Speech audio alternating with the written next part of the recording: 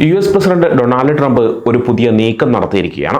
Federal labour യൂണിയനുകളുടെ കൂട്ടായ്മ അവസാനിപ്പിക്കാനാണ് അദ്ദേഹം തീരുമാനിച്ചിരിക്കുന്നത്. ദേശീയ സുരക്ഷാ ദൗത്യങ്ങളുടെ ഏജൻസികളിലെ യൂണിയനുകളിലെ കൂട്ടായ്മ അവസാനിപ്പിക്കാനാണ് ഇപ്പോൾ ശ്രമിക്കുന്നത്. അതിനെ 1978 ഒരു നിയമമാണ് ട്രംപ് ഉപയോഗിച്ചിരിക്കുന്നത്. വലിയ ആഘോഷമില്ലാതെയാണ് ട്രംപ് ഈ ഉത്തരവിൽ ഒപ്പുവെച്ചത്. വ്യാഴാഴ്ച വൈകിയാണ് ഇത് പുറത്തു വന്നത്. മിക്ക ഫെഡറൽ ഗവൺമെൻറ് ഏജൻസികളെയും ഇത് ബാധിക്കും. State department, defence, veterans affairs, energy, health and human services, treasury, justice, commerce തുടങ്ങിയ വകുപ്പുകൾ ഇതിൽ ഉൾപ്പെടുന്നു. അതിർത്തി സുരക്ഷാ ചുമതലയുള്ള ഹോംലാൻഡ് സെക്യൂരിറ്റി വിഭാഗവും ഇതിൽപ്പെടും. എന്നാൽ പോലീസിനും അഗ്നിരക്ഷാ സേനാംഗങ്ങൾക്കും കൂട്ടായ്മ ഉണ്ടാക്കാനും അവകാശത്തിനായി പോരാടാനും സാധിക്കും.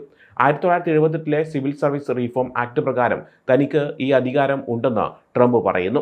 ദേശീയ സുരക്ഷ ഉറപ്പാക്കുന്ന ഏജൻസികളിലെ യൂണിയനുകളെ അവസാനിപ്പിക്കാൻ ഈ നിയമം അനുവദിക്കുന്നുണ്ട്. അതായത് ജീവനക്കാരുടെ അവകാശങ്ങൾക്ക് വേണ്ടി സംസാരിക്കാനോ പോരാടാനോ ഇനി കഴിയില്ല എന്നർത്ഥം. 8,20,000 ഫെഡറൽ ജീവനക്കാരെയും DC ഗവൺമെന്റ് ജീവനക്കാരെയും പ്രതിനിധീകരിക്കുന്ന American federation of government employees ഇതിനെതിരെ രംഗത്ത് വന്നിട്ടുണ്ട്. ഞങ്ങളുടെ അവകാശങ്ങൾ സംരക്ഷിക്കാൻ നിയമ നടപടി സ്വീകരിക്കും. അംഗങ്ങളെയും എല്ലാ അമേരിക്കൻ തൊഴിലാളികളെയും ഈ ആക്രമണത്തിൽ നിന്ന് രക്ഷിക്കുമെന്ന് AFGE അറിയിച്ചിട്ടുണ്ട്. ട്രംപിന്റെ പുതിയ ഉത്തരവ് ലജ്ജാകരമാണ്. ലക്ഷക്കണക്കിന് അമേരിക്കൻ പൗരന്മാരുടെ അവകാശങ്ങൾക്കെതിരെയുള്ള പ്രതികാര നടപടിയാണിത്. അവരിൽ 1/3 പേർ സൈനിക സേവനം ചെയ്തവരാണ്.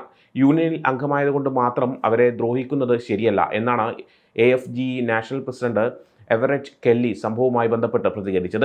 ഈ ഉത്തരവ് യൂണിയനുകൾക്കെതിരെയുള്ള ശിക്ഷയാണ്. ഭരണകൂടത്തിന്റെ നിയമവിരുദ്ധ പ്രവർത്തനങ്ങൾക്കെതിരെ കോടതിയിൽ പോകുന്നവരെ നിശബ്ദരാക്കാനുള്ള ശ്രമമാണിതെന്ന് AFL-CIO പ്രസിഡന്റ് ലീസ് ഷെൽറ്റ്ലർ പറഞ്ഞു. ഞങ്ങളുടെ അംഗങ്ങൾക്കെതിരെയുള്ള ഈ ആക്രമണത്തെ ഞങ്ങൾ ശക്തമായി ചെറുക്കുമെന്നും അവർ കൂട്ടിച്ചേർത്തു. ട്രംപ് ഭരണകൂടം ഇതിനു മുമ്പും പലതവണ യൂണിയൻ അവകാശങ്ങൾ ഇല്ലാതാക്കാൻ ശ്രമിച്ചിട്ടുണ്ട്. അതിന്റെ തുടർച്ചയാണ് ഈ പ്രഖ്യാപനം.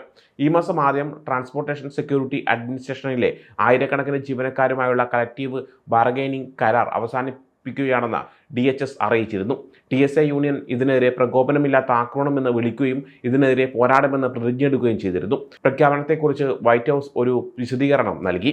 ചില ഫെഡറൽ യൂണിയനുകൾ പ്രസിഡന്റ് ട്രംപിന്റെ അജണ്ടകൾക്കെതിരെ യുദ്ധം പ്രഖ്യാപിച്ചിരിക്കുകയാണ്.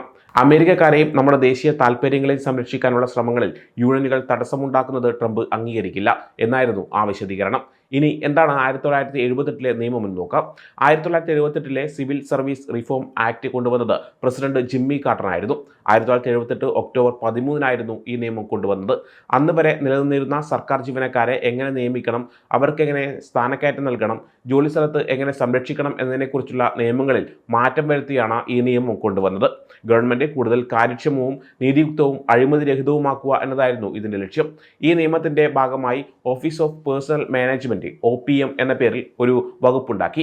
OPM സർക്കാർ ജീവനക്കാരെ നിയമിക്കുന്നതും അവർക്ക് വേണ്ട നയങ്ങൾ ഉണ്ടാക്കുന്നതും കൈകാര്യം ചെയ്യും. മെറിറ്റ് സിസ്റ്റംസ് പ്രൊട്ടക്ഷൻ ബോർഡ് എന്ന ഒരു വകുപ്പുണ്ടാക്കി. തെറ്റായ രീതിയിൽ ജീവനക്കാരെ പിരിച്ചുവിടലിൽ നിന്ന് MSPB സംരക്ഷിക്കുന്നു.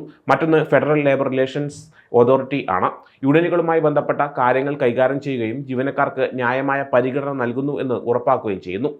ജോലിക്കെടുക്കുന്നതും സ്ഥാനക്കയറ്റം നൽകുന്നതും മെറിറ്റിന്റെ അടിസ്ഥാനത്തിലായിരിക്കണം.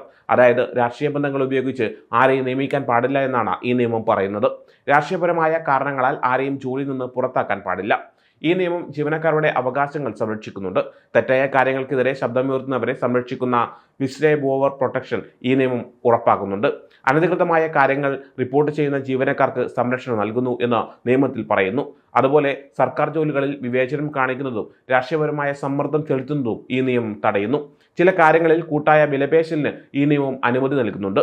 യൂണിയനുകളിൽ ചേരാനും തൊഴിൽ സാഹചര്യങ്ങളെക്കുറിച്ച് ചർച്ച ചെയ്യാനും ജീവനക്കാർക്ക് അവകാശം നൽകി. എന്നാൽ CIA, FBI തുടങ്ങിയ ചില ഏജൻസികൾക്ക് യൂണിയനുകൾ രൂപീകരിക്കാൻ അനുവാദമില്ല. കാരണം അത് രാജ്യസുരക്ഷയെ ബാധിക്കുമെന്നാണ് വിലയിരുത്തൽ. ജോലി ചെയ്യാത്തവരെ പിരിച്ചുവിടാൻ എളുപ്പമാകുന്നുണ്ട് ഈ നിയമം. നല്ല രീതിയിൽ ജോലി ചെയ്യുന്നവർക്ക് പ്രോത്സാഹനമായി ശമ്പളം നൽകാനും ഈ നിയമം സഹായിച്ചു. സ്ഥിരമായി ശമ്പളം കൂട്ടുന്നതിന് പകരം ജോലിയുടെ അടിസ്ഥാനത്തിൽ ശമ്പളം നൽകുന്ന രീതി ഈ നിയമം പ്രോത്സാഹിപ്പിച്ചു. CSRA സർക്കാർ ജീവനക്കാരെ നിയമിക്കുന്നതിലും കൈകാര്യം ചെയ്യുന്നതിലും വലിയ മാറ്റങ്ങൾ വരുത്തി. ഇത് അഴിമതി തടയാനും കാര്യക്ഷമത മെച്ചപ്പെടുത്താനും ജീവനക്കാരെ സംരക്ഷിക്കാനും സഹായിച്ചു. എന്നാൽ ഈ നിയമം യൂണിയനുകളുടെ അധികാരം കുറച്ചു. ഇത് ഇപ്പോഴും ഒരു വിവാദ വിഷയമാണ്. ട്രംപിനെ പോലുള്ള പ്രസിഡന്റുമാർ യൂണിയൻ അവകാശങ്ങളെ ബാധിക്കുന്ന മാറ്റങ്ങൾ വരുത്തുമ്പോൾ ഈ വിഷയം വീണ്ടും ചർച്ചയാവുകയാണ്.